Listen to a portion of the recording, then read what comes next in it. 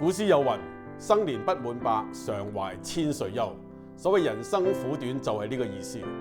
其實人生除咗憂柴憂米之外，相信就係憂慮不可知嘅未來。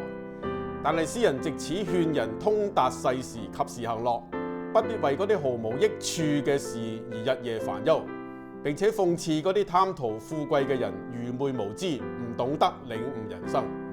佢同時表達咗人生毫無出路嘅痛苦。其實要領悟人生，就必須睇下聖經點樣講。原來聖經早已經話，我哋度盡嘅年歲好像一聲嘆息，我哋一生所經誇嘅不過係勞苦受煩，轉眼成空。然而唔係停喺呢一度啊，因為創造我哋生命嘅上帝滿有恩典同埋慈愛，只要我哋信靠耶穌基督，罪嘅重擔所帶嚟嘅憂慮就得以消除，並且心中充滿平安，得享永生嘅福樂。